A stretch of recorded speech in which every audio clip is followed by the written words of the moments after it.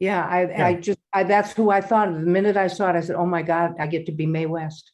And now that you say that, it totally makes sense. Like I can totally see it in the character, and that's it's so cool to get that insight from you guys and your influences and what you drew from for these voices and characters.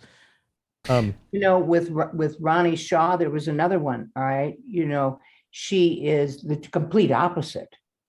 She's a military gal, and she's tough as shit, and twice as soft is what they say. But she has these wonderful lines, that one. I said, did you kiss your mother with that mouth? Yeah. Yeah. I could take your butt down, baby. She's so tough. And so it's just so much fun to play these characters that are so different one from another. Do you find that playing a character, like you guys talk about getting into the emotion of the role and really, really getting into the character? Because voice acting is acting, and in some ways it's even more intense because you don't have your body to show the feelings and the emotions and the things that the character is doing as much. With a little bit of, mapping your face and movement thing, you have a little bit more of that in today's games than you used to. But so much of what you're doing when you present the character has to come through in only your voice. Do you find that like getting into character leaves you in a different place after playing the character, like personally? I feel, at least with Fallout 4, it was kind of, for me, a catharsis. I got to leave, and I don't know if anybody else can relate to this, but not every job, although I give my all, but there are certain parts I get to play where I feel like I leave a part of myself in that character, in that booth.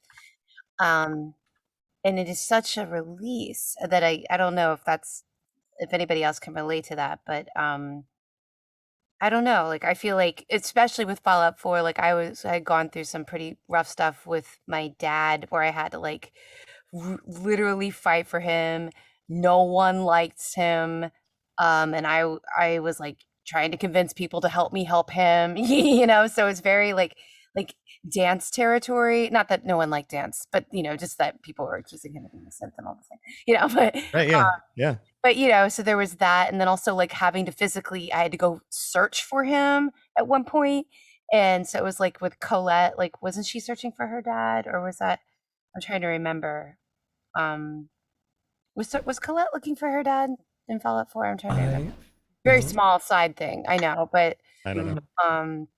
But anyway, a lot of crying, but but added to the physicality, so not having that physical body represented, so it didn't help clue the audience in, but I felt like having that high emotion behind it really kind of helped me find these characters. Microphone hears those things. It hears the physicality. It hears the emotion. When you're in that moment, if you don't feel it, the microphone will hear that as well. Yeah, the old classic direction, put a little smile into it. You smile, and sure enough, the tone changes. It's totally recognizable to anybody. Tom, for me, voiceover is as physical as any other kind of performing, any kind of other kind of acting. You don't have to worry about them seeing what you're doing. So in that sense, you can kind of put all your focus and concentration in terms of the result on your voice. But I'm just you're limited in that you can't be bumping up against things. You can't be doing loud things. But right. That aside, I'm as physical as I am, if people can see me on camera, on stage. When it comes to voiceover, emotions are essential. Pants are optional. Acting, for Christ's sake. Yeah. And I totally get it. I totally get the whole, like, I've done a little bit of acting. I'm not nearly on the experience level you guys are, but I get the whole, like, if you're saying something, you mean it. Like I'm talking right now with my hands, like if I mean something, my body's going to respond, but the end result is they can't see the body part. All they get is what gets funneled into this microphone. Funneled is right. That's kind of how it feels like for me. Like you got all this other stuff going on, the psychological things that you're doing, the physical things you might be doing. Like one time, I had a wound or something. Without even realizing it, I literally had my hand on my abdomen. I kind of just went there, but it gets funneled. You're right. That's all that they pick up. But yeah, all the other stuff you do certainly pours into that funnel. Yeah. Yeah. I also think that the technical part is so challenging, but it's so interesting, to memorize where you put that voice so that you can recall it again the next day if you have to, or that, your pitch and tone and everything doesn't change as you're going through your 4 or 5 hours. So I really like the technique and the skill of voicing for anime, because it really forces you to pay attention to where you're creating that sound. That's a really cool insight. I'm sure that's something a lot of people on this side of things, just experiencing the end product, don't think about, is the manufacturing of it, not just emotionally, but physically, and having to be able to do the same voice the next day when you come back for second takes. Yeah, it's sounding like the first day. It's a really, it's an interesting, it's an interesting process too. I've taken Wes's class a few times, which is great, everybody. But that's one of the first things that he talks about, is getting you to really play with where your voice is coming from. Find your range. Yeah. And then know your really instrument. And experiment with it to figure out, is it nasally? Is it deep down in your chest? Where's it coming from? And then try and stick with it. Yeah, I mean, the entire body is your instrument when it comes to voiceover. I mean, it's not just speaking. It's everything within this cavity here, within your throat, your chest. It's in your body, your movement, your attitude. The entire you has to come into the equation, or it's just somebody sitting there talking to themselves. Someone who's just sitting quietly trying to imitate an emotion while holding perfectly still and stiff is never going to come across as powerful or as real as somebody who is completely 100% in that moment and living it. Yeah, John, I think you were going to say something earlier there too. Yeah, I remember one of the first physical cues I got from the director was to grab my belt buckle and really sort of mask that vulnerability that Preston was going through, because I had to stand up for everyone else who was behind me. And I remember we were recording blocks. We would record for 1 week, and then I wouldn't come back to the studio for 3 months, but I would always go back to grabbing that belt buckle, and it would drop me right back in to where I needed to for the next session. Preston is interesting because he's been through so much by the time you even meet him. He has so much tragedy and so much loss with the group that he's been working with and the people that he's lost, that's the character you meet. And yet there's still more to the story, right? How do you summon that, this character has been lived in feeling this, because you're right, in his voice there's a certain lamenting of the things that have happened and the things he hasn't been able to control. Can you talk on that maybe a little bit? I mean, I think again, Kal-El was really great in terms of just contextualizing where Preston was coming from and what he had been through. And so I think for me, carrying that weight was just something to drop into sort of naturally and bring that forth in this sense of hope, right? Okay, we've been through this, but we can still move forward and we can still rebuild. I think for me, it was that sense of just, yes, that happened, but we still got to move forward. I think that was I think it's very interesting watching your character and how it develops with the player, because when you first meet you, you become one of the first authority figures that helps guide you through everything. But by the end, you are almost, you've stopped being Batman. You're almost Robin to them. Yeah. It's interesting. Yeah. He's also one of the characters that, regardless of all the terribleness that he's gone through, still brings hope to the situation, right? There's that feeling, and some of the other characters do too. That's one of the themes, is hope in a terrible situation. Somebody Hancock, who has been in the gutter and yet comes back out as something different in order to make a difference.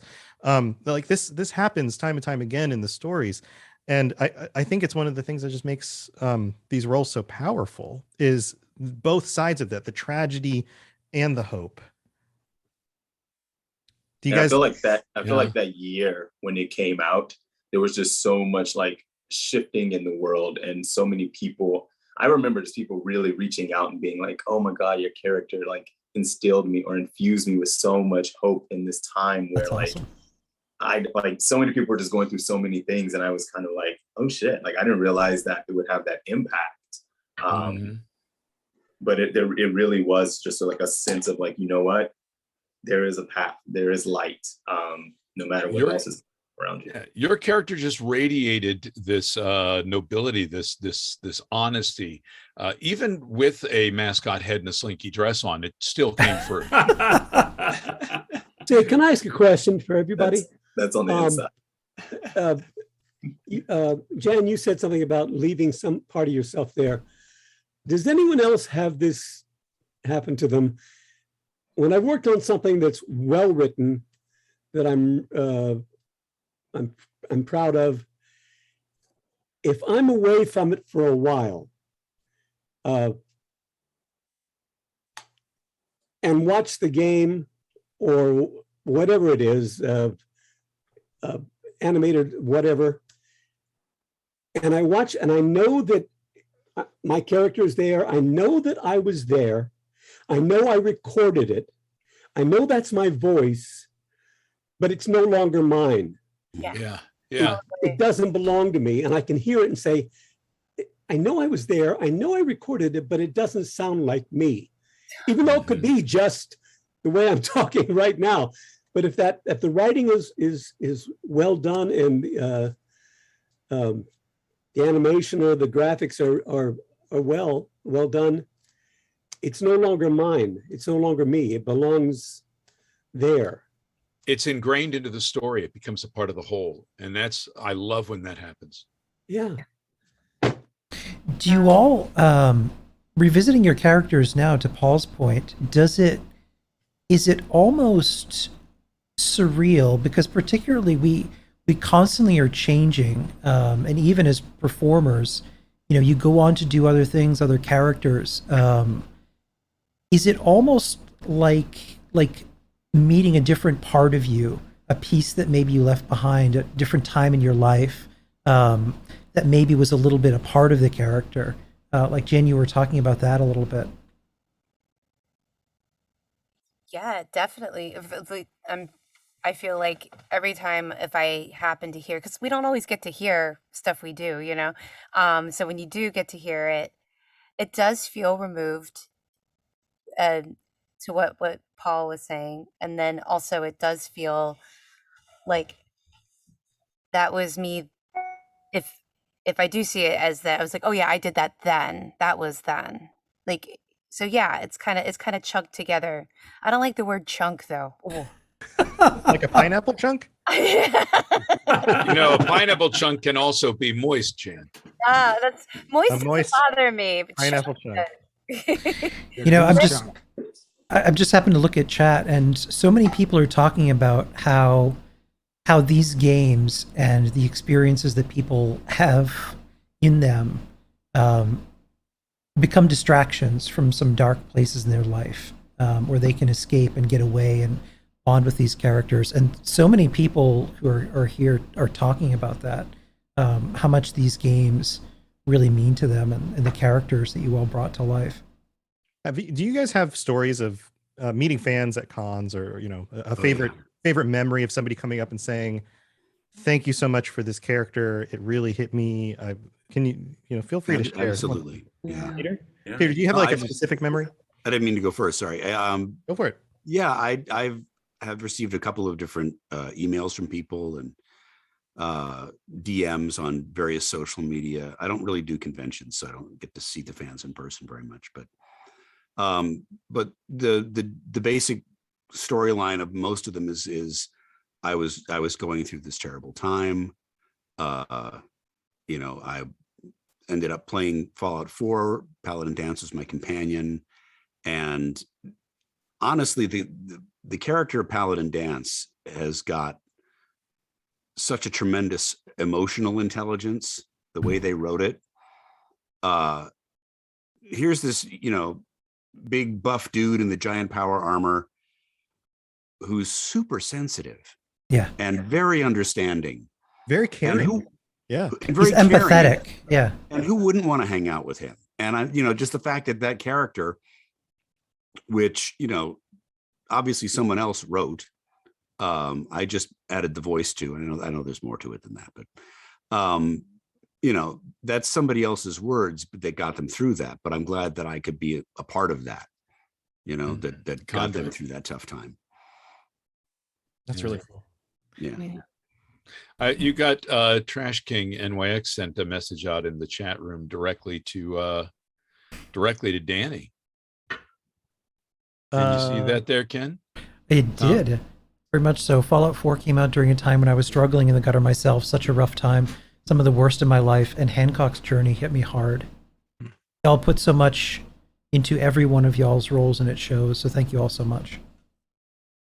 Danny, do you get other people saying things like that to you? I know Hancock is a fan favorite too. He's a popular ghoul. Yeah. He has such swagger to him. Yeah. He does have swagger. Yeah, no doubt. Yeah. I mean, when he's this kind of like lovable rogue, sort of cocky bastard.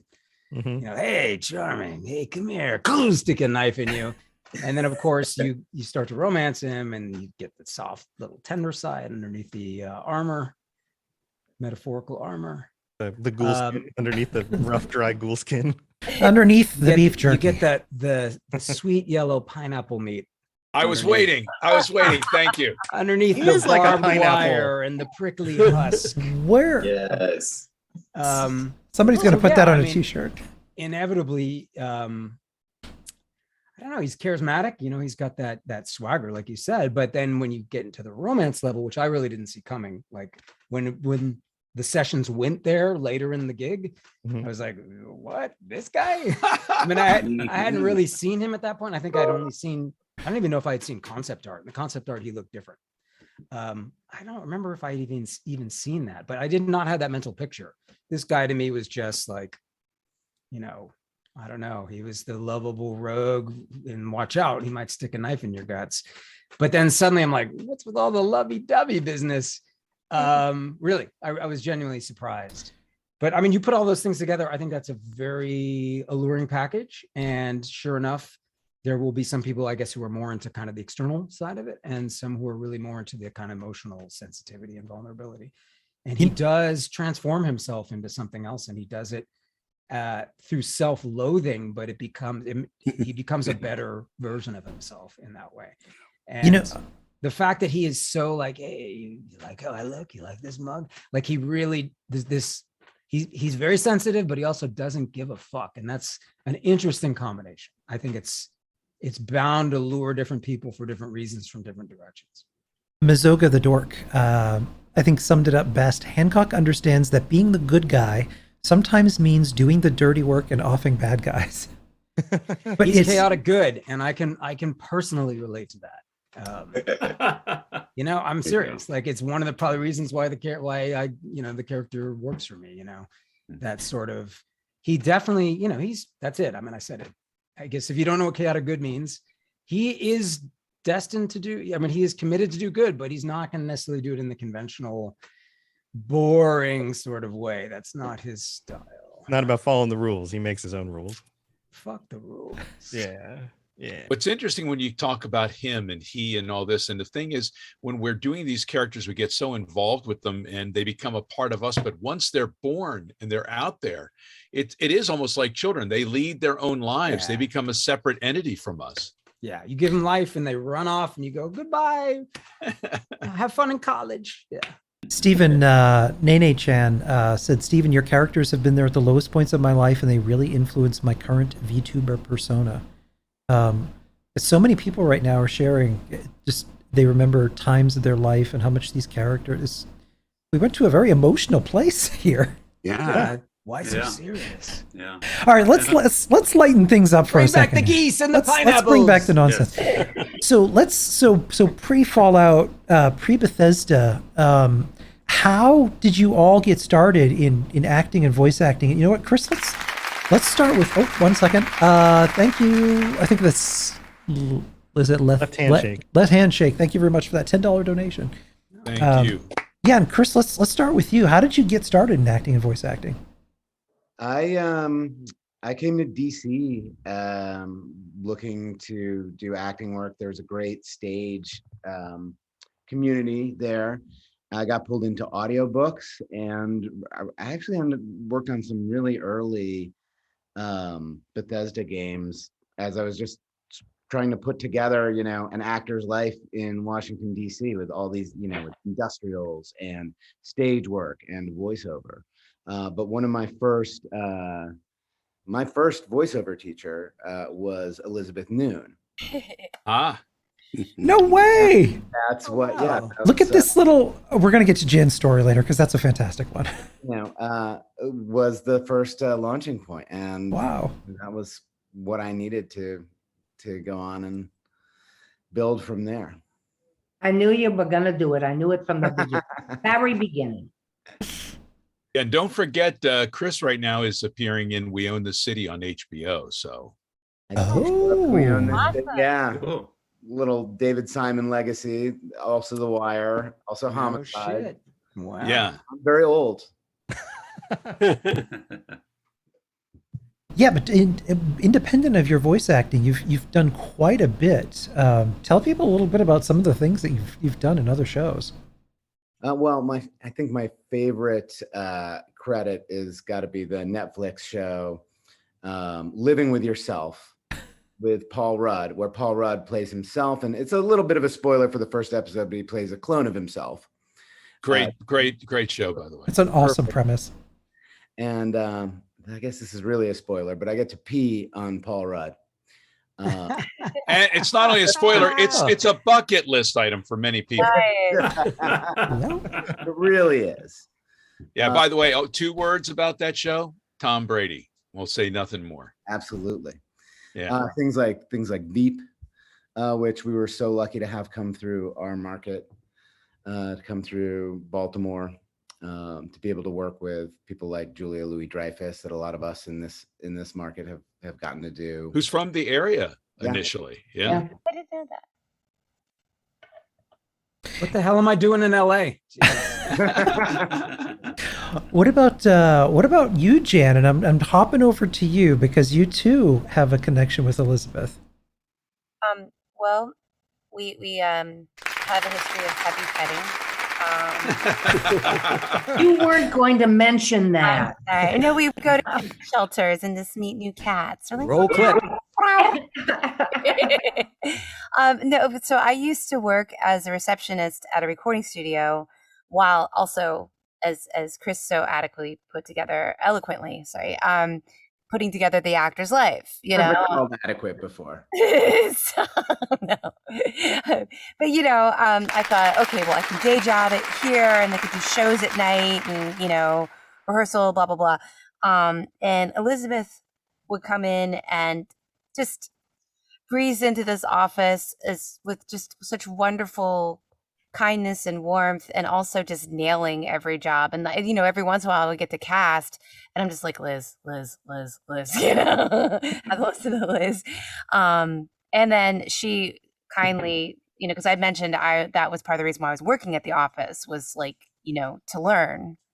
And she offered classes, and I got to take some classes with her, and also was quite an encouragement for off and on for many years for me. So she's a good egg, as they say, a good egg.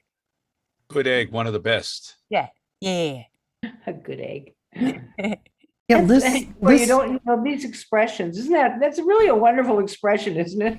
It's not good egg. It's kind of like, Most of the good eggs I know are also a little cracked. So yeah. Well, that's why it's so appropriate, Wes. Yes, we all know that part. But it really is wonderful to give people a dream. And, for anybody that's listening that is looking into voice work, improv, we talked about the importance of improv, Wes. It just is, because it teaches you to think on your feet. Absolutely. And I look at everybody's, shaking their heads because they all know that's it. And then to just be really brave and try it and record yourself and talk to somebody. And Jan just told me, she said, I'd really like to get into voice acting. And I was like, with a voice like that, let's do something with it. You know, What's really cool about this room, about you, Liz, about Jan, about everybody who's in here, is you've got these people who are so incredibly talented, but also really good people, good hearts, nice folks. And you don't always find that combination of talent and good human being. And what an honor to be here with everybody and just to have worked with you guys. We haven't been in the same booths together, but to be able to share a game with you is just, I can't explain how cool that is. It yeah, makes I've me very really happy. enjoyed being with all of you. Yeah, Very well said, Wes. Juve, thank you for the $20 donations. No Response, thank you for the $50 donation. And 3-0, thank you for the $20 donation. Thank you. Thank you all. That's wonderful. Liz, how did you get started in acting and voice acting? Well, you know, as a kid, I was always acting. You know, I come from a very large family, so I would. I used to dance on the dining room or on the card table in the pink room. It was called Pink Room, my mother's piano room. That career could have gone a very different way. Yeah. and that's why, you know, I used to dance on the and I would do all the Star Trek characters. That's how I awesome. Yeah. I would be every single character on Star Trek. That's so cool. And then it just kind of mushroomed in. I'd studied, you know, through college. I didn't major in it or anything in grad school, but I ended up going to New York where I got my feet wet, really, you know, stumbled through it, but it was a great experience. I learned a lot and I was one of the lucky ones. I just, you know, I worked. Working is its own reward, is it not? It's just amazing. But I took improv and I studied. I studied with Kim Stanley. I had Lee Strasberg, Uta Hagen. You know, I studied with all of those people. So you really study with character work. Mm-hmm. And then it was learning how to take it from here to take it and make it come out here in front of a microphone. Yeah. The whole other skill. Isn't it amazing how improv work can make those dreams where you're in your underwear on stage and don't know your lines go away? Yes. Yes. Yes. It's so funny. Just make up the lines and pretend you're an O Calcutta. Just keep going. Something is happening with my screen. I don't know why everybody's kind of fading in and out. Is that happening? That's actually happening. It's the hour. It's that damn pineapple. No, reality is kind of shimmering right now. It might poof out of existence any moment. Yeah, that's Wes's fault. Liz, there's like a kaleidoscopic vortex going on behind you. I'm not sure. Oh, yeah. I wonder if it's the camera. No idea what that Ghost is. in the room with you. Cover up the light behind you. Maybe that'll go away. Do you have any acid flashback stories you want to tell us, Liz? Or you know, it's Liz is coming to us live from the 60s. Wes, what about I see what the hell that is. Yeah, Wes, you've got a really interesting background. Hey, I was acquitted. Tell us a little bit about George Robert Allen and Wolfman Jack days. Well, George Robert Allen was my teacher back in high school. We put a scholarship together in his name at my local high school. We've been doing it for 18 years, the Growlin Award. He was a wonderful guy. He was about as tall as Conan O'Brien had. Conan O'Brien's hair moved like Tommy Tune, was just a fantastic soul who helped and a mentor to all of us. I've had so many wonderful little lives along the way. Worked at WHFS for years, a legendary East Coast alternative station. Worked with Wolfman Jack on live program for 2 years. Did the Dr. Demento show, and I've had a wonderful chance to work on many films and TV shows in the DC area. And for the past 22 years, I've been the arena announcer for the Washington Capitals, and I got a really cool Stanley Cup championship ring. This one is there we go. Very cool. That's awesome. Yeah, best ring a dude ever gave me. Thank you, Uncle Ted. This was lovely. Wait, do they let you play? What?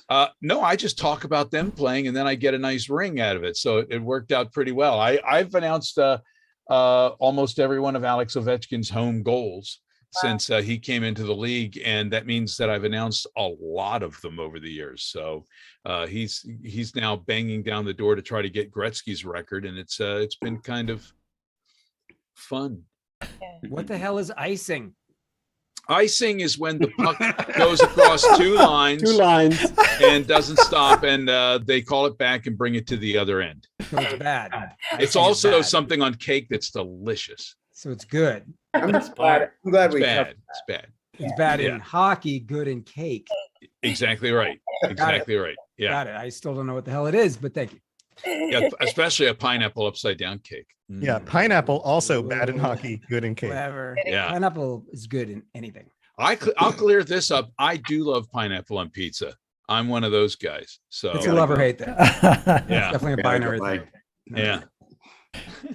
I think Liz has fully transitioned had to it, the. Liz. into What this- is going on with her camera? Liz, I feel like Liz has now. Liz is now on. Trying to get rid of those stars. in the Liz is on back. the. She's on the astral plane. we need to do an exorcism on her Zoom environment. They're here. Went away for a second. This Zoom is clear. All are welcome. All. Oh, you're in a kaleidoscope. I'm in That's a exactly- cloud and half my life anyway, so I might as well take it to the Zoom. I'll think it's trippy and wonderful. Paul. Yeah, it just feels really good too. Paul, what about your background, Paul? Tell us a little bit about how you got into acting. Well, I started out at improv. Yeah. I worked at a place called the Brave New Workshop, Dudley Riggs, Brave New Workshop in Minneapolis, Minnesota. I'd done theater. I was a music major and started playing with guys that were really too good for me, and said, I should be an actor instead. And moved to Minneapolis, started doing improv, and we were the resident satirists for All Things Considered. Nice. Back in, Love that show. Back in the 70s. Every Friday we would bring, we'd do a piece. We would write the piece and then we would record them. So that was basically the first time I started doing things that were going to be on the radio. Voiceover. You're like the committee for NPR. That's basically we did the committee. It was like in the steps, the something steps, Capitol Steps did it after us.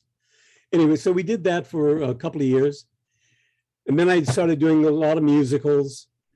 But I did voiceover in Minneapolis, moved to LA to be a nobody again, and got signed. Not difficult. Got signed by an agent who handled me commercially, but not voiceover, because they had Ernie Anderson, they had everybody they needed.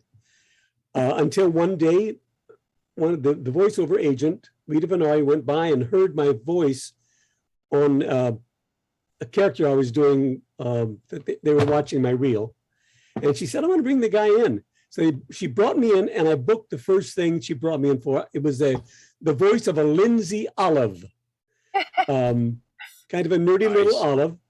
Flew me up to San Francisco. As they are. Yeah, they all are. And I booked that, and then she started sending me out, and I ended up starting doing animation. You know, the Transformers was the first thing that was really well known. A lot of Hanna-Barbera stuff. I did a play called Cloud 9. It was the West Coast premiere of Cloud 9. Harold Churchill. Yeah, great play. Great play. And I played an African manservant, no makeup intentionally, played a Cockney soldier, and I played a 5-year-old girl. That's quite the range. That's quite the portfolio there. Wow. That's exactly what Gordon Hunt, who was then the director and casting director at Hanna-Barbera, said. So he brought me in and had me do a general audition, do 10 different types of characters. Everything from the dumb guy to, wizards and everything else. And he liked what he heard. And I started booking. And I've had them fooled ever since. Did you? I have to ask because I remember seeing the Transformers movie when my dad took me to see it. Did you? I remember this too. I loved it. It was amazing. As a kid, yeah, in the theater. Yeah. It was a huge movie at the time, and I mean, Optimus Prime dies. Spoiler. So of course, like the entire theater of kids are crying. But did you? I think that was Orson Welles' last role that he ever did. Did you? We killed Orson Welles. Oh God. Well, here, yes, Unicron. Quickly, I did a con in Rosebud. San Antonio, and the volunteers were all military guys. And this guy was probably 37, 38 years old. He came up to me and he said, you know, we talked about the Transformers movie. He said, you know, you made me cry when I think I was 8 or 9. Yeah. And I said the line, and I said, when I said, I fear the wounds are fatal. And I swear to God, the guy teared up. It took him right back to his 8-year-old self. That movie was said, super yeah. traumatizing to kids. Oh my God. Exactly. Yeah. Because that had never happened in Killed Optimus Prime. Right. No, I can totally speak from being a child. Like Ken and I are almost the same age. And Yeah. I remember being a kid in the 80s We were and like- watching those cartoons, and everything always turns out okay in the end. And then you go to the theater, and then like right at the beginning of the movie, like this very tragic thing happens. And I was just like, my world was shaken. Yeah, I'm that guy. But did you meet Orson Welles during that? No. Oh, okay. Yeah. No, everyone else worked together. It was great in the days when we had 8 or 9 guys in studio. That was heaven. The spontaneity that happens, also the laughter that happens. So that was wonderful. But with Mr. Wells, everyone had to clear out, and they had a driver, a limo for him. And I was there, I don't know if it was the first day or second day he was there. We were leaving, and everybody wanted to catch a glimpse of Orson Welles. And his limo drives up. The limo driver gets out, opens the trunk, and pulls out a wheelchair. Puts the wheelchair on the side, closes the trunk, and drives away. And then Orson Welles' car, his driver comes up. He had limo for his wheelchair? He had a limo for his wheelchair. Wow. And he came in another vehicle. Yeah, but everybody had to be gone when he got there. Yeah, the man was so extra. If anyone in chat has not seen, if you take a look at the YouTube video where he's doing the wine commercial, it is one of the funniest things you will ever see. We'll sell no wine before it's time. All right, it's time. He was so extra. You've heard the outtakes, right? Where he's berating the poor guy. Frozen peas. Yes. Was it in Norway? Now, how do you start a sentence with "in Norway" and stress it? And he just berates this poor guy. I wouldn't direct any living actor in Shakespeare. He actually, I believe he said, if you can tell me how to begin a sentence with the word "in," I'll go down on you. Yeah. begin a sentence with "in" and stress it. I'll go down. Yeah. He was one of a kind. He was, yeah. And on that awkward segue, Stephen Russell, how did you get started in acting? I had a friend who was a writer and director, and he had known me from I was playing in a band at the time, and he was doing a community theater production of A Christmas Carol, and he asked me to be in it, and I said no, I don't want to do that. But he was pretty insistent, so I went along, and it was like falling off a wagon. I had done theater in high school, but hadn't done any for about 15, 17 years, something like that. And and then at that point, I just decided to start pushing a little bit. Okay, so I've done this. What happens if I go a little further afield and try to do something in this market, and eventually kind of found a niche doing voice work in the Boston market, and which led me to games. No, that's the short version of that story. Did you ever do A Christmas Carol? Yeah, I've done A Christmas Carol a couple of times, and now that I'm ancient myself, I'd love to play Scrooge sometime. But nobody's asked me yet. So Ken had me do it last year, so who knows? Maybe this year they're looking for a new Scrooge. We did it in the Wasteland for Fallout for Hope, and it was fun. Although that was the first time I'd ever had a chance to play Scrooge. And you were magnificent. Yeah, well, yeah, we my got favorite so much quote feedback. somebody said later was, "Everybody else, let's have fun and do A Christmas Carol. Wes Johnson, serious as death." So yeah, it was goofy in a Fallout version of A Christmas Carol, and Wes was the consummate Scrooge. It was perfect. Sure. It was fun. It was fun. And it's like, I think for actors, that may be one of the classic roles we all would love to play. I mean, what role would you guys love to play if you had your choice of playing any given role that's out there? I want to play Ma and To Kill a Mockingbird so badly. Oh, good character. I would just love that role. Would you kill a mockingbird for that role? Yes. That's before we go to Peter, actually, that's a great question for anyone. If you could play any dream role that in TV, film, video games, stage, what would it be? The gears are turning. Everyone's Is that for Peter? Don't say a pineapple, Danny. No, just anyone. Yeah. I'm over that shit. That was the first hour. Danny's like, that's so last hour ago. I'm on to bananas now. Anyone can think of.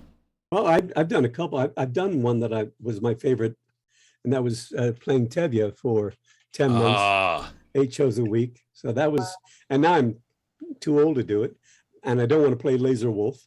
But now I'm at the age where I would love to do Grandpa in You Can't Take It With You. Oh, yeah, what a wonderful show. Love that play. Yeah. Well, Peter, Peter, how did you get started in acting? It would take way too long. So okay, John. I'll give you the shorter version of how I got into voiceover. Yeah. I'd been acting for many years, doing stand-up and that kind of stuff, and had gone to college, majored in acting, and came out to Los Angeles to do a sitcom, and was riding my bicycle home from the grocery store. I'd been here about a month, just gotten married. Everything was great. And I got hit by a car. Hit the pavement, tore the right side of my face off. And couldn't do the show. Oh, man. And couldn't do the movie that I was about to do. And was like, wow, I just picked up all my belongings, got married, moved out to Los Angeles, and I don't know what I'm going to do. And I had done voiceover in Chicago, which is where I'm from. And I thought, well, I guess I'm going to double down on voiceover, because nobody cares if I've got a huge, and it's, 30 years ago, obviously, but big old scars on my face at that point. And so started really focusing on voiceover, working day jobs, and finally it started to click, and that's how I got into voiceover. Into games, I was in one of the earliest video games that used voices. We did it was a game called Mech Warrior. Oh yeah. And that was a huge game back in the day. I remember that. Yeah, and I did the Ghost Bear Legacy expansion pack, and was a couple of characters in that. And there was no, contract. There was no union anything. So, and just kept working away at it and getting interesting roles and made a living. That's it. There you go. The rest is history, huh? Yeah. Yeah, and now you can get back out there and start making those films because you're a good-looking man. Oh, well, thank Hey, Ken, I know Elizabeth needs to head out in a few minutes. Is there anything else you wanted to ask her before she has to go? No. What about what you're working on? This is the last question I'm going to ask everybody, anyways. Liz, what are some of the things that you're working on now? I That you can finished say. a whole big series of television spots for a client that I was thrilled to get because it was really nice. That's And then I'm working on an independent film, and I really want this to go really well. I love little indie films. I really do. The roles are really fun. They're good to do. And I play a Jewish gal from very hard-edged Jewish gal from Brooklyn. So I'm having a lot of fun with it. Those New York years coming back to pay off, right? Yeah, they sure are, you know. I get to say things like, listen, you lousy son of a bitch. Actually, that'll come in handy for anything. Spam calls, whatever you want. Don't call me a cheap son of a bitch. Just because I take you to Cass's for lunch. You know, things like that. It's not so cheap. Thank you so much for the donation, Matt W65. Thank you for that $20 donation. And Liz, so we can let you go. Where can people follow you? Where can people find you? God, I don't do anything on social media. I do have a Twitter, don't I, Chris? Yeah, you do. Chris, I have a Twitter. Yeah, I have a Twitter account. Yeah. And it's more from my writing. I'm writing children's stories. That's awesome. A third book that we're putting together. I have a writer manager in LA, and I'll be going out there and working on it, the editing. Good and idea. everything. So I'm really happy about that. And then I just do everything through my website. Which is? www.elizabethnoon.com. And Elizabeth is spelled with an S, unfortunately. And my last name, you have to watch when you type it in because it goes N-O-O-N-E. So it comes out as no one. Instead of noon. Siri has bedeviled me when I've been trying to write to you for the past several days. It's just horrible. I should change my name, you know, but not at this day, you know. Yeah, it's always Elizabeth No One. Yeah, well, every time I type in my last name, an eggplant pops up. I don't get it. What does that mean? I didn't think that. How come I laughed and I didn't get it? Who wants to try explaining this? Nah, keep it pure. Okay. Just think pineapple. Think pineapple. Keep it next time. I'm just going to picture a pineapple. That's all. Banana. This has been so wonderful. Thank you. Guys. Thank you But so much for your time. I still want to hear how John and Danny got into business. Okay. So John, yes, how did you get started? Yeah. Christmas Carol. Yeah, that was like one of the first shows I did. I got my Actors Equity card at the end of my training program at a conservatory up in San Francisco. So I was up there and training in theater, doing improv, movement, voice, just the whole gamut. Moved to LA and came down here and was continuing to do theater. And actually, it's a funny story how I got involved with Fallout. I actually initially was doing the mocap for the demo of the game. So I was like on a sound stage, and we were just recording like that opening scene of, man, I don't know who you are, but your timing's impeccable. Yeah, they call it it's called the vertical slice. I didn't know that until the dev told me. But they take like a section of the game to showcase. Yeah, so I did that, and I mean, it was the first time I had done motion capture, voiceover, anything like that. And I was just having a good time, having fun. And like a couple months later, my agents called me and they were like, the producers loved you. They want to make you the character in the game. Oh, nice. And I was like, what does that mean? You had no idea what that was going to be. at all whatsoever. So whenever they would call me in, I would just head to the studio and like, all right, here we go. But it was, I mean, again, it was, I think it was one of the most fun projects I've done to date. And I'll always remember that experience. How do you look in a mocap suit, John? Is it like, fabulous? I look fabulous. Excellent. Excellent. I bet Very you sleek, very Svelte. Digital Ducky in chat says the animation for that scene is just some of the most choice. One of my favorites in the whole game. Danny, what about you?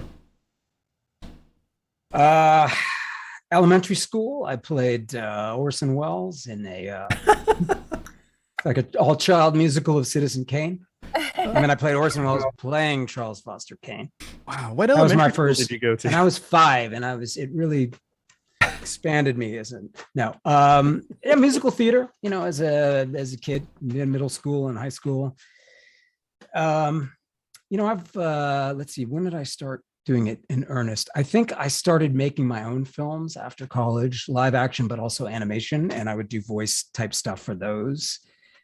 And we were doing the sound mix at a studio one time, and this guy was like, "Yeah, you need to start doing this professionally." So then I got a demo and found an agent. Actually, this was up in San Francisco too, John.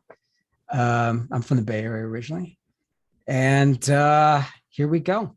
I mean, I think the first big game I did was actually a music game, not an acting game. It was Guitar Hero.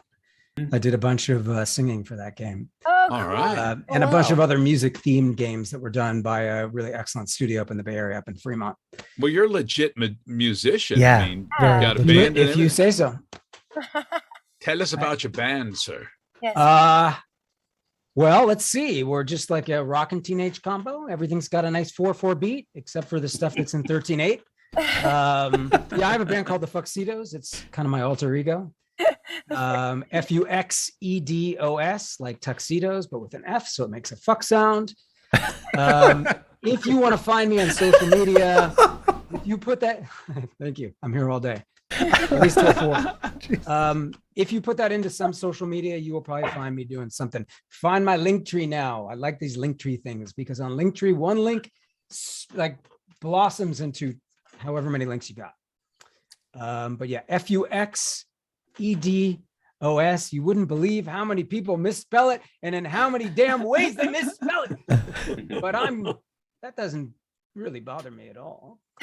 Like I've seen Fuck new word CITO''S. No, that's how would you're killing my dream. It froze him. It's frozen. Oh, he's back. Oh, Now you're back. You're back. Did I freeze for real? You did. Yeah. Wow. It was just too much for the internet. Should I You were repeat? All right. you were so, still as that banana on your wall for a second. So I was about 5 and I played Orson Welles playing Charles Foster Kane in an all elementary school musical version of Citizen Kane. Well, Liz's vortex has now infected us all. Now we're all stuck in this time loop. Am I still frozen? No, you're No, good. it's only at the end. You're not kaleidoscoping anymore. You only- either. you I only guess I don't froze know. for a I second. think it might have been something it was the coming light. in from the window, the light or something, you know. Oh, it was way trippy, Liz. It was way trippy. It was I pretty loved it. cool. It was a nice effect. Oh, It was I a just nice wanted to make it a really interesting time, you know, and we're doing such a good cause. I thought we'd have a little sparkle in the back. Let's do it. Yeah. Just a little All right. sparkle. Just put a I love sparkle it. into it, huh? Thank you so much, Thank you, everybody. Liz. Thank you. Great. Thank you, Very Liz. nice meeting you. Everybody, put in your pledge, put in that money. We need it. Yeah, you cheapskates. Yeah. Yeah. Sweet talk 'em. That's what we need. Thank you, Liz. Fabulous. Yeah. One, so I have a question that'll get you to think a little bit. So we'll dim the lights here. What is, and just got a donation. Oh, Eleonora, thank you so much for that $100 donation. Wow. Eleanor, That, thank you. well done. Wow. That is beautiful. Thank you, Ellie. But we value Wonderful all streamer. donations. Fantastic Fallout modder. Really, really lovely person. Thank you, Ellie. So what is your wildest acting or voice acting story? The one that you would tell in a bar setting, that you can actually tell. Oh, wait a minute. Now you just put a limit on us.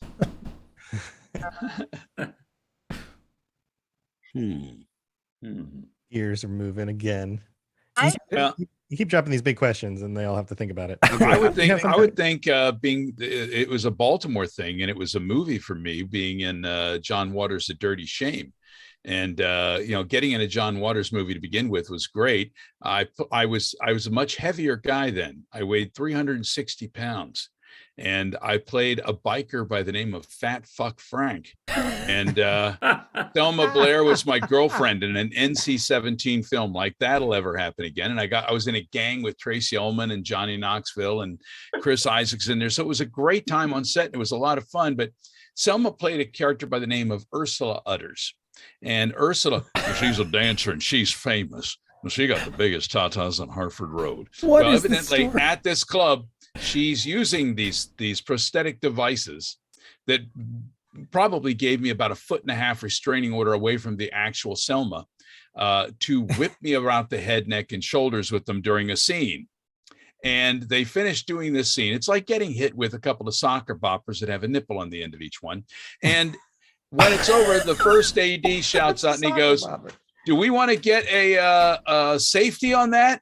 And John Waters goes, "No, those things are too expensive to waste on Wes's head."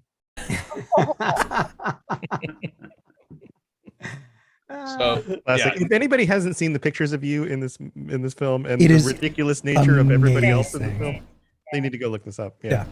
It was wonderful. I had a great time, and it was, believe it or not, because it was a movie about sex addicts and head injuries and all sorts of stuff. It seems like it was scandalous, but it was the most wholesome fun I've had on a set or in a theatrical thing since I was in my high school days in the drama department.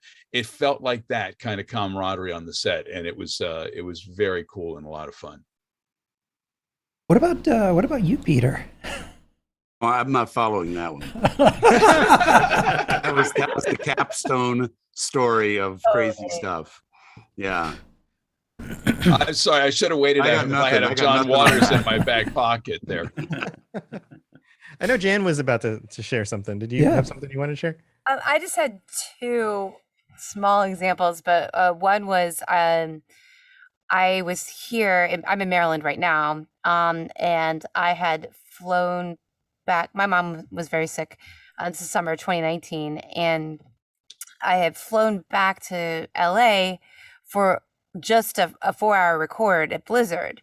So, I flew in, got there, slept, got up at like 7 a.m, had a 9 a.m. session, and I got up earlier than that, but I managed to get into a car accident on the 405.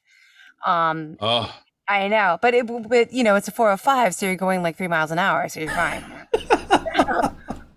But I get into the job and no one knows. Because the thing is, what are you going to say? I mean, I was on time and everything, so it didn't change anything for anybody. But, the fact that I flew across the country, managed to get into a car accident, still went into for the job, never told them about my stuff. You never tell them about your stuff, kid, because it's a job. You do the job. But so there was that. And there was another job where I had done a character in an animated feature where the character's mouth is full of a starfish the whole movie. And the director, who's a lovely man, he brought snacks for me. And I don't know if you've seen the Amy Schumer short. Have you guys seen that? Yeah. Amy Schumer show. It's like, Amy, we got your snacks. When she's doing there's a sketch she does where they bring her snacks for her voiceover record. And she's in this thing. It's like a Charlie's Angels thing with all these hot cats and Megan Fox is the voice of one, and she's like, "Oh my gosh, they're calling me to be a hot cat." So she shows up and she's like the fat cat. And they're like, "Yeah, we got your snacks." All she has to do is say worms, right? That's the thing that she says. But he brought all this food for me to have in my mouth. And I have all these food allergies, by the way. But of course I didn't say to him, because he's such a lovely guy and he's bringing me snacks. What do you say? No? Yeah, I'll take the snacks. So I had like rice cakes and beef jerky and chocolate God. shards in my mouth at the same time. I had to wear a bib. I had a trash can under me the What? entire time. So I could spit out food and like put more in. Oh God. And there's a video somewhere. I don't know. Maybe it is on OnlyFans. I don't know.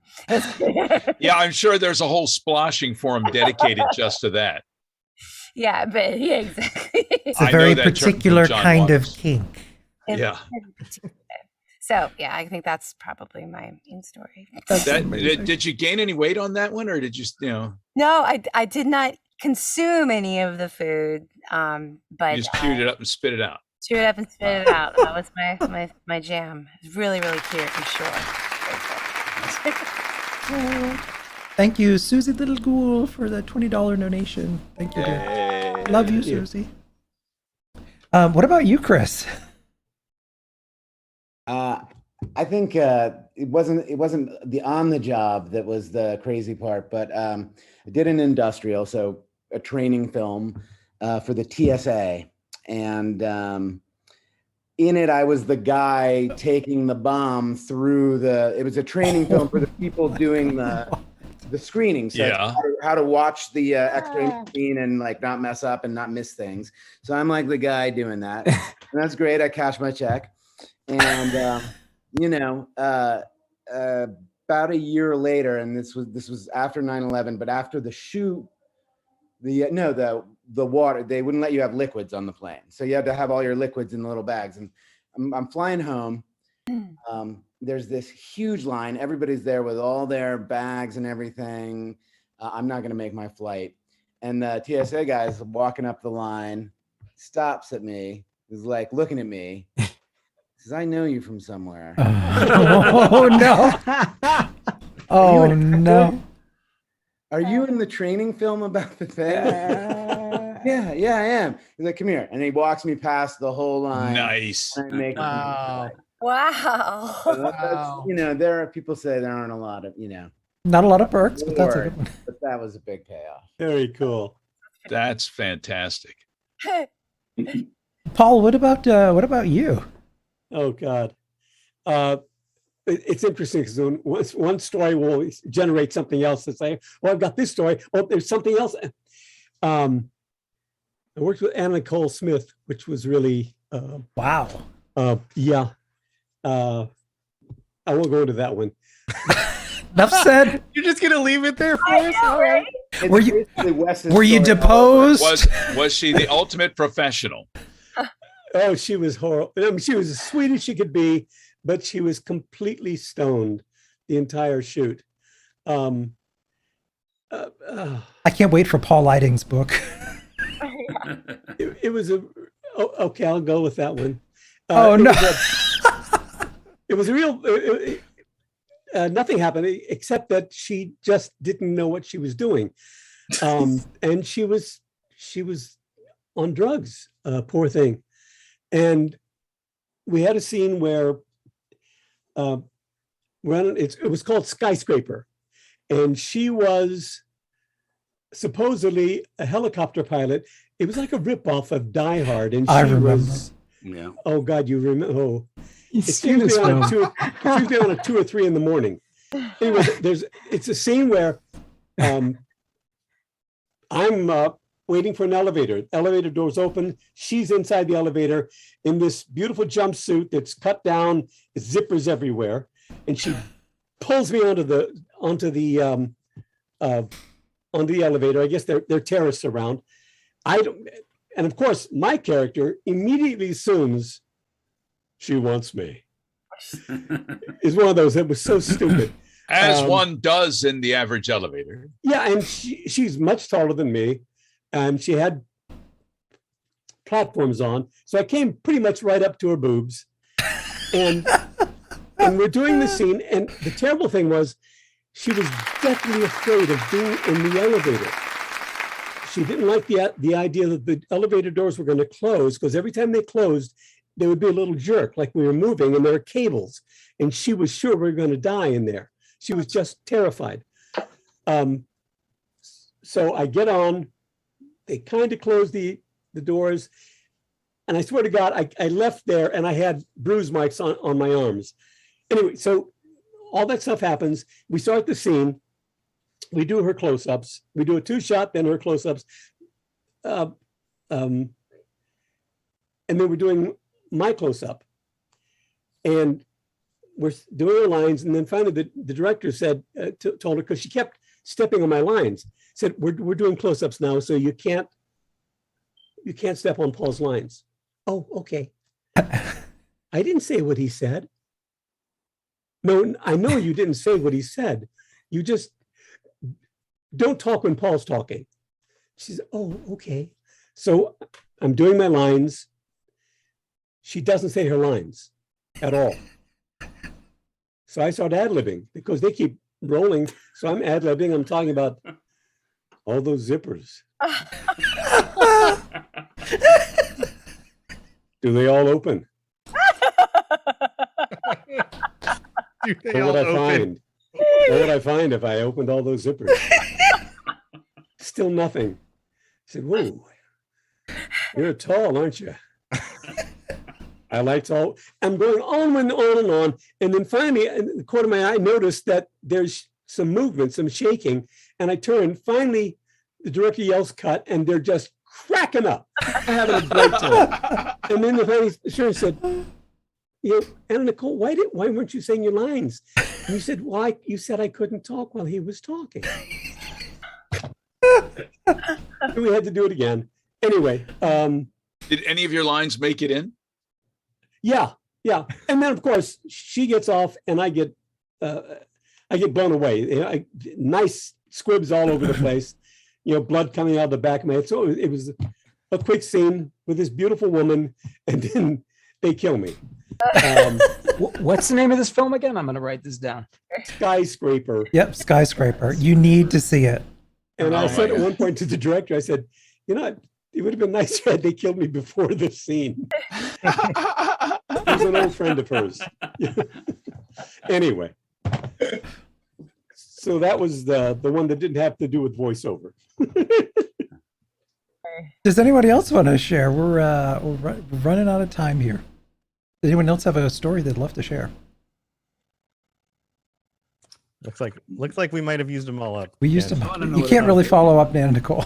But we definitely want to give people time to kind of shout out any of their projects and ways that people can get a hold of you guys before we wrap this up. So and also Voiceapalooza, voiceapalooza.com. Go check it out. Yeah, and continue to donate all week long, guys. There's going to be all sorts of great events. If you enjoyed this today, we're going to be back again tomorrow morning at 11 a.m. Eastern time with the cast of Morrowind. We're going really old school with the Elder Scrolls.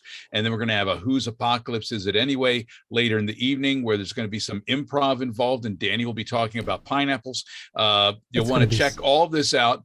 Sunday, Father's Day, are we having Portal, Kenny? I hope so. We may have Portal, so cross your fingers and look for Portal, a play that Jan Johns is in, and that'll be on Sunday. And all next week, we have all sorts of great events, and it's going to end with Voiceapalooza Prime on Sunday the 26th. In the meantime, send messages to all your friends. Let them know to come here. Go to voiceapalooza.com for the schedule, and look up Fallout for Hope on Twitter. Wes is currently insulting. Yeah, my Alexa is telling me to give Cozy her pills every night at 7 p.m. Nice. This is a reminder. Cozy's a dog. Alexa. Yeah. Well, so Stephen, where can people find you, follow you? I'm also someone who doesn't really do social media. I have a Twitter account, but it's not something I do. But I am about to start doing voice work on a really fun project called Fogtown that is being, it's a kind of animated thing that's being done by a really inventive guy out of Portland, Oregon named Sean Parker. It's basically a Sherlock Holmes pastiche with finger puppets. Ooh, that's amazing. That sounds pretty cool. Yeah. It's really cool. It's just delightful, and the writing is so fun, and I'm really, really excited about that project. So that's the next thing coming up. That's very cool. Yeah. Paul, what about you? Stephen Russell on Twitter, right? If anybody wants to reach out to you, right? Yeah. Yeah. I'm on Twitter at 4, the number 4, Paul Eiding, because somebody else took Paul Eiding. I'm Instagram, just my name. Same thing with Facebook. I've got a short film that's making the rounds. That's won a bunch of awards. We are now Oscar qualified. Wow. Congrats. Year. It's something I'm more proud of it than almost anything I've done. We shot it during the height of the pandemic. With my pandemic beard, it's out to there, and it's called Frank and Emmett. It's me telling my partner of 45 years that the act is ending, and I reveal to him that he is a puppet. It's me and a Muppet. It's written and directed by Carlos. I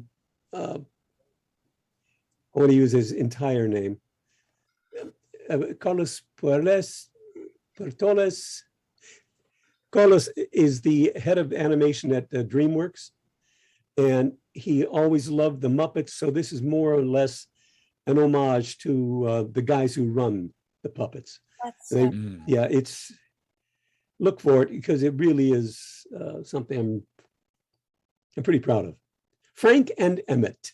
Awesome. Frank and Emmett. Awesome. Also, thank you to Anonymous for the $20 donation. Yes, thank you, whoever that was. Thank you. Jan? Yes. Well, following a possible Oscar qualifying short film. So you can see me at the local AMP. I'm the one wearing the dancing shoes and nothing else. Woo-hoo!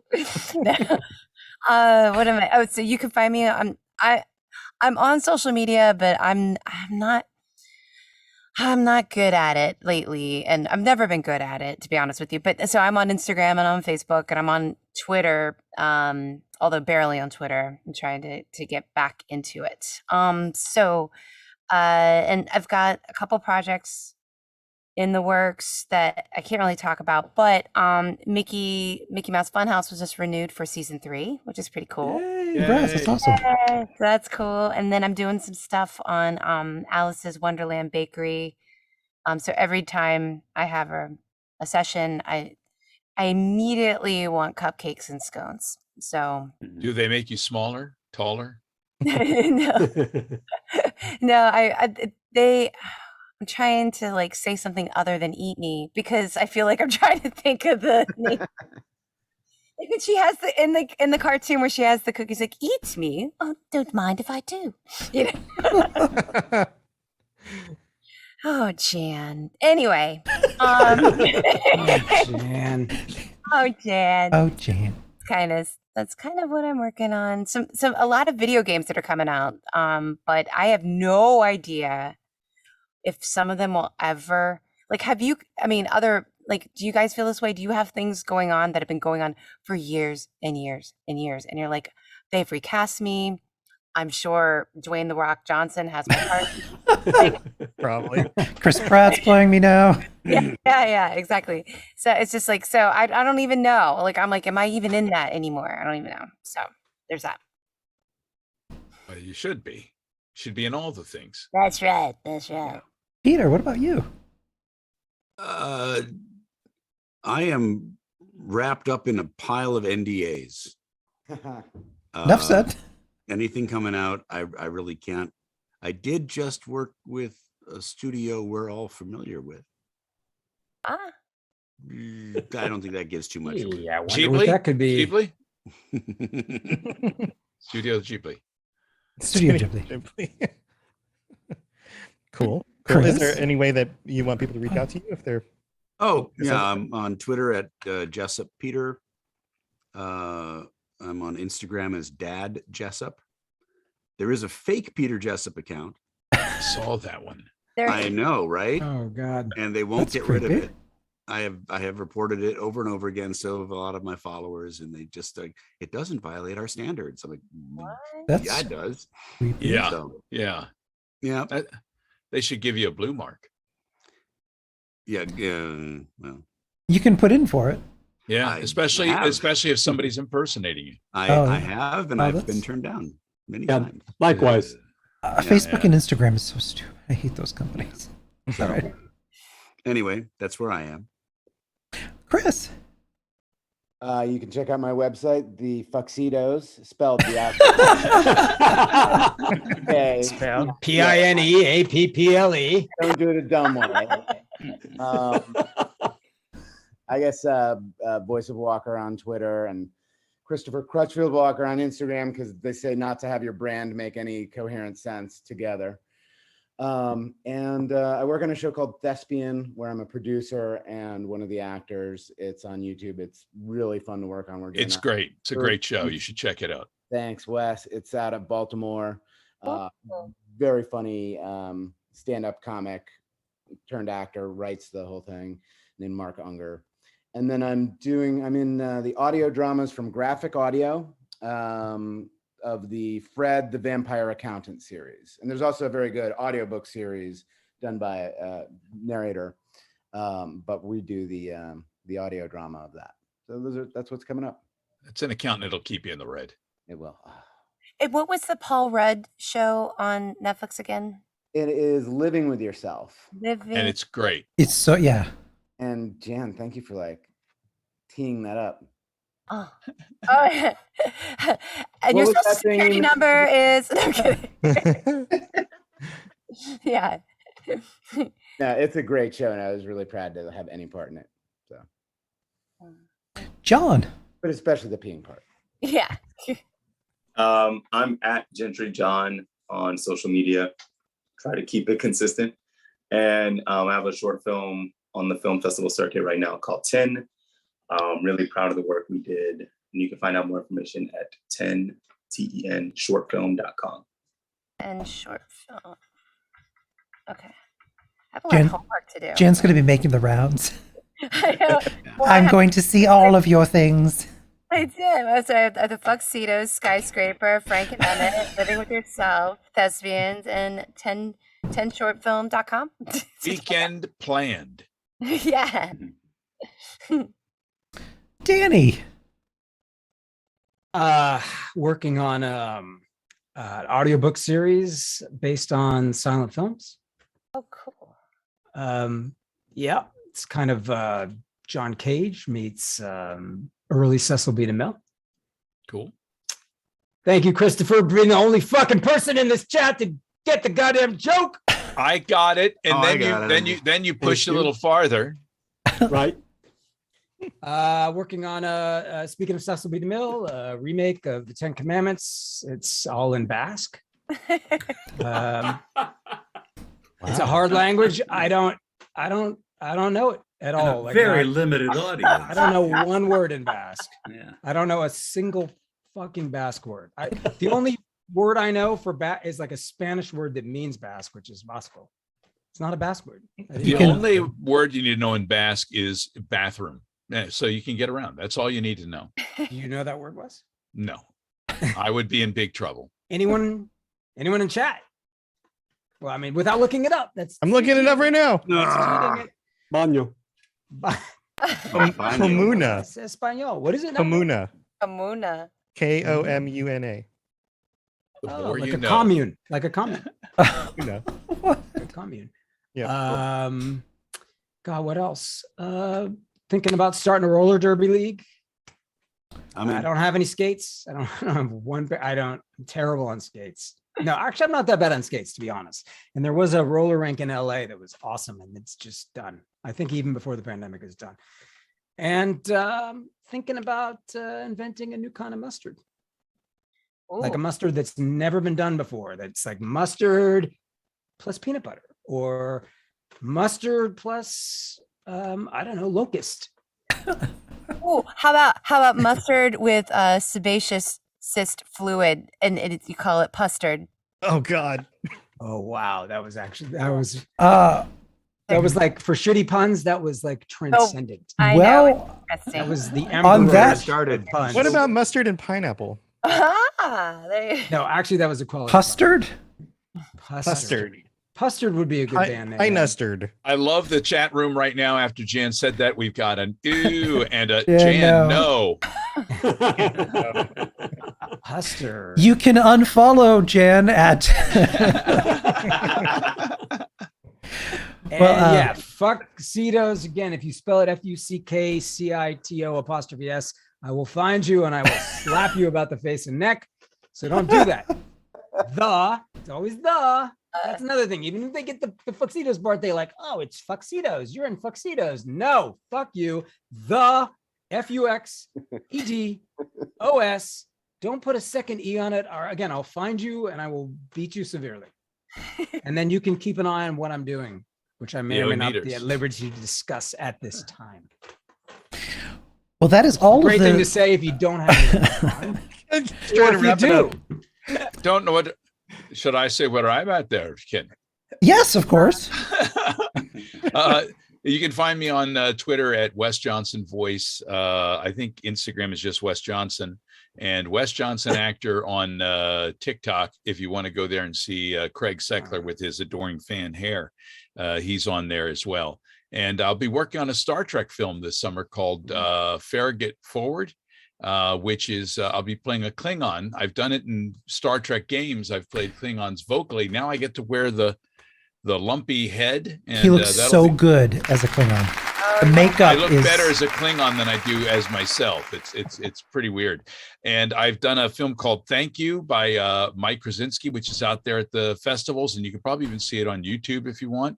And there may be one coming up later in the fall as well. So, fingers crossed, NDAs in place, and just hanging in there for hopefully all of us being able to recover from the dearth of work during the pandemic. Let's all get some back. This will be the summer, hopefully, of work for all. I want to thank everyone in chat tonight for the amazing donations, pushing us over that. We're at now $10,407. It's just the ceiling is just blown off this thing. Thank you so much, and thank you everyone here. Tom, before we leave, where can everyone find you? Yeah, so robotsradio.net, Ken's podcast, Chat of Fallout 76 podcast, and my podcasts, but the one you guys are most interested in most likely is the Fallout Lorecast. All of that stuff can be found at robotsradio.net. I run the network. There's lots of awesome shows if you're looking for more content about video games and the world of video games and all that kind of stuff. So that's where you can find my stuff. Well, day one, our programming has come to a close. Tomorrow, day two, we have some exciting things planned for you. So check all of that out at voiceofpalooza.com, Fallout for Hope as well.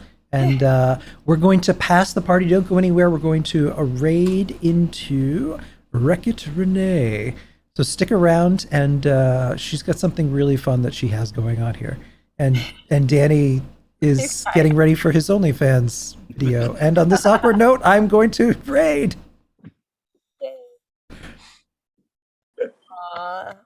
I love everybody. I love everybody.